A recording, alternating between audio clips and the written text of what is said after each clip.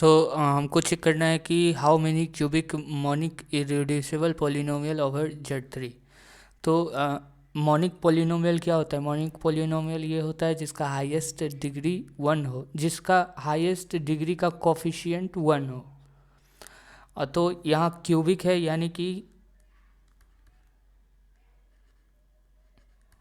ये cubic equation होगा, और मोनिक भी है यानी इसका कोफिशिएंट 1 हो। तो bx प्लस सी। अब हमको चेक करना है और ये जो ए बी सी है, ए बी सी, वो Z3 से आना चाहिए। और Z3 में किस तरह का एलिमेंट होता है? Z3 में 0 1 2। तो इन सभी एलिमेंट्स यहाँ पुट करके हम पॉलिनोमियल बनाएंगे और उसमें चेक करेंगे कि इरेड्यूसिबल है या नहीं। वो सारा में से कितना कितना इरेड्यूसिबल है। तो अब हम यहाँ देखेंगे कि इसमें पुट करने के लिए हमारे पास 3 वैल्यू है, इसमें पुट करने के लिए 3 वैल्यू है, इसमें पुट करने के लिए 3 वैल्यू है। तो टोटल हमारे पास 27 टाइप्स ऑफ पॉलिनोमियल मिलेगा और उसमें इरेड्यूसिबिलिटी चेक करना होगा। लेकिन मैंने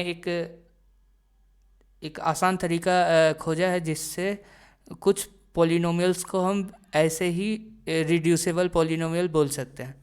और इसमें एक इम्पॉर्टेंट रिजल्ट है कि अगर f(x) एक पॉलिनोमियल है जिसका डिग्री मैक्सिमम तक 3 हो जाना चाहिए, या तो 2 भी हो सकता है या 1 भी हो सकता है। तो अगर हम ZP से या ZP यानी Z3 भी हो सकता है, ZP से कोई भी एलिमेंट फॉर एनी एलिमेंट, कोई भी एलिमेंट अगर इसमें डाले और इसका वैल्यू 0 हो गया तो वो ये f(x) जो है वो रिड्यूस कर गया, यानी 2 टुकड़ा में बट गया। अगर जो इसका वैल्यू 0 नहीं हो तब हम उसको क्या कहेंगे? अगर जो f(a) 0 ना हो तब हम इसको इरेड्यूसिबल पॉलिनोमियल कहेंगे। अब हम देखते हैं कि इसको कैसे हम चेक करें कि ये इरेड्यूसिबल है या रिड्यूसिबल है। तो हम अगर c को फिक्स कर दें, यहाँ पर हमारे पास क्या है?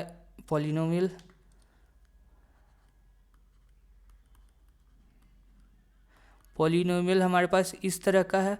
तो c का वैल्यू 0 हो सकता है, 1 हो सकता है, 2 हो सकता है। अगर हम c को फिक्स करें तो हम देखते हैं कि ये पॉलिनोमियल इस तरीके में आ जाता है। यहाँ 0 पुट करेंगे तो हमारा पॉलिनोमियल ये आ जाएगा, उसमें x कॉमन लेंगे। अब हम देखते हैं कि यहाँ पे जो एलिमेंट होगा वो x का जो एलिमेंट होगा वो हमारे पास कहाँ से आएगा? वो हमारे पास Z3 से आएगा। और Z3 में 0 है, 1 है, 2 है, क्योंकि हमको इस पे चेक करना है कि रिड्यूसिबल है या इरेड्यूसिबल है। अब अगर हम इसमें 0 डाल दें तो ये पॉलिनोमियल जितने तरह का ये पॉलिनोमियल होगा उसका सारा का वैल्यू 0 देगा। तो हमको मिल गया कि इसके लिए हमारे पास कितना ये वैल्यू पुट करने का तरीका था? 3 था, और इसके लिए 3 था, यानी कि 9 पॉलिनोमियल में हम चेक करने से बच गए कि इरेड्यूसिबल है या रिड्यूसिबल है। यानी 9 तरह का जितना पॉलिनोमियल है उसमें वो पॉलिनोमियल रिड्यूस कर गया, यानी 0 वैल्यू पुट कर देने पे वो सारा पॉलिनोमियल 0 मिल गया। और हमारे पास कंडीशन था कि कोई भी वैल्यू अगर हम पुट करें इस सेट से और ये 0 आ जाए तो उसको हम रिड्यूस करेंगे। आगे हम देखते हैं, ये एक ही ये 9 पे ही हम चेक कर सकते हैं। 9 तरीका पे हमने चेक कर लिया कि ये रिड्यूस किया। अब हम इसको इस पे चेक करना है कि अब बाकी जितना है हमारे पास टोटल 27 पॉलिनोमियल होंगे, उसमें 9 घटाएंगे तो 18 पे हमको चेक करना पड़ेगा कि वो रिड्यूस होंगे या इरेड्यूस होंगे। तो हम 0 के लिए c का वैल्यू 0 पुट किए तो 9 मिल गया। अब c का वैल्यू 1 पुट करते हैं और सारा परमुटेशन कम्बिनेशन लगाते हैं, यानी कि कभी 0 वैल्यू पुट करेंगे, कभी 1 पुट करेंगे। तो ये इतने तरह का पॉलिनोमियल हमको मिलेगा, इतने तरह का पॉलिनोमियल मिलेगा। अब अगर हम रैंडमली पुट करें तो कन्फ्यूज़न होगा कि कोई ना कोई छूट सकता है। तो इसका एक तरीका है कि हम पहला को फिक्स करें, पहला a है उसमें एक वैल्यू फिक्स करें और दूसरा में वैल्यू चेंज करते जाएं, फिर दूसरा में एक दूसरा वैल्यू फिक्स करें, फिर पहला में दूसरा वैल्यू फिक्स करें और दूसरा चेंज करते जाएं। तो इस तरह से हमको इतना पॉलिनोमियल मिल गया। अब हमारे पास चेक करने का रिजल्ट है कि इरिड्यूसिबली चेक करने का कि क्या पुट करें जो इसका वैल्यू जीरो आ जाए। जीरो आ जाएगा तो रिड्यूस हो जाएगा, जीरो नहीं आएगा तो इरिड्यूस होगा। तो हमारे पास सेट में एलिमेंट है 0 1 2। अब हम इसमें जीरो पुट करेंगे तो हमारे पास 1 आ गया, यानी ये जीरो के बराबर नहीं है। 1 पुट करेंगे तो इसका वैल्यू 2 आ गया, वो भी जीरो के वैल्यू बराबर नहीं है। और हम यहाँ 2 पुट करेंगे तो इसका वैल्यू हमारे पास आ जाएगा 2 टू द पावर 3 + 1। ये हो जाएगा हमारे पास 8 + 1 = 9। और 9 जो होता है वो जीरो होता है मॉड 3 पे। ये मॉडुलस का प्रॉपर्टी है, ये आपको तो पता रहना चाहिए, नहीं रहना चाहिए तो आप पढ़ सकते हैं। अब ये इसके एक वैल्यू के लिए 2 के लिए ये जीरो, इसका वैल्यू जीरो आ गया, इसका वैल्यू जीरो आ गया, यानी कि ये रिड्यूस हो गया। अब इसमें हम 1 पुट करेंगे, 1 पुट करेंगे तो ये 3 आ गया, 1 + 1 + 1 3। और 3 जो होता है वो मॉडुलो 3 पे जीरो होता है। तो ये भी जीरो, इसका भी जीरो आ गया एक वैल्यू डालने पे, यानी 1 डालने पे इसका भी वैल्यू जीरो हो गया, तो ये रिड्यूस हो गया। उसी तरह इसमें पुट करेंगे हम 1 1 1। पहले हम जीरो पुट करेंगे, जीरो पुट करने पे 1। यहाँ पे जितने भी हैं इस पर जीरो पुट करने का कोई मतलब नहीं बनता है, क्योंकि सारा का वैल्यू 1 ही देगा।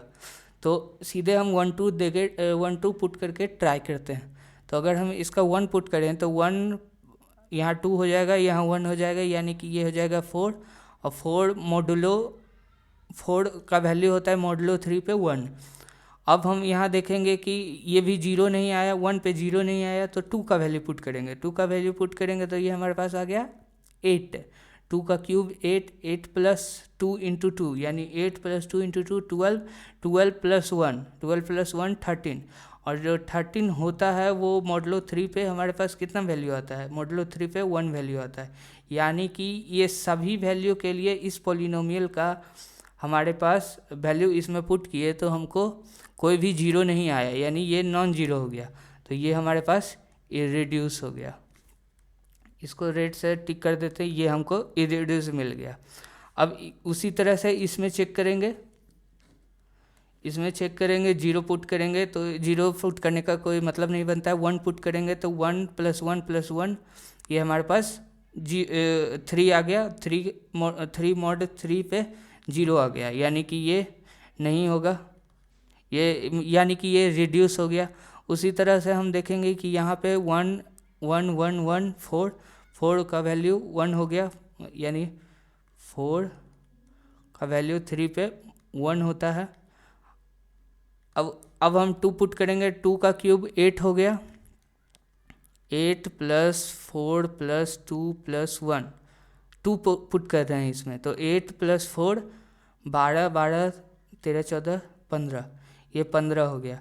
अब 15 3 पे फिर से जीरो हो जाता है, मॉडुलो 3 पे 15 का वैल्यू भी जीरो हो जाता है, तो ये भी हमारा रिड्यूस कर गया। उसी तरह से आप चेक कीजिएगा तो हम डायरेक्ट आंसर बता देते हैं।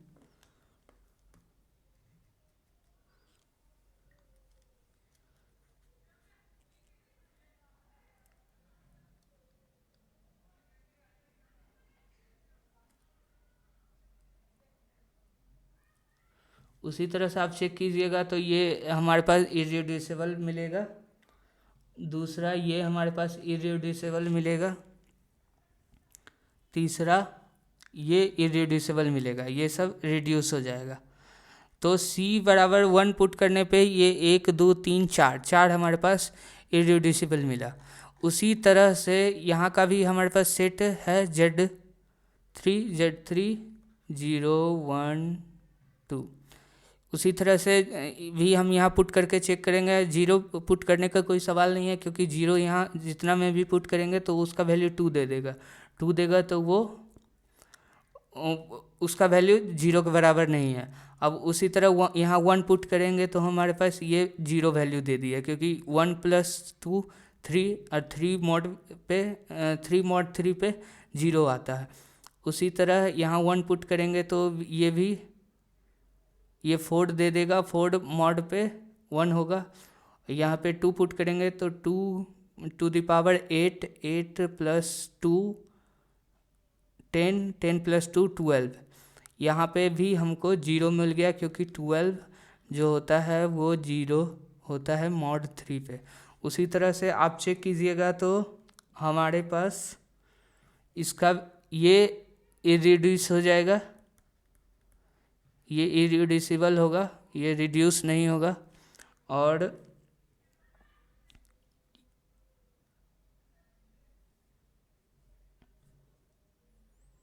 ये दूसरा हमारा इरेड्यूस होगा। ये अब ये तीसरा ये इरेड्यूस होगा।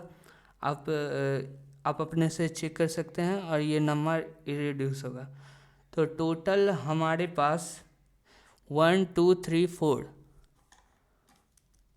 5 6 7 8 types of irreducible polynomial, irreducible cubic monic polynomial मिल गया हमारा Z3 पे।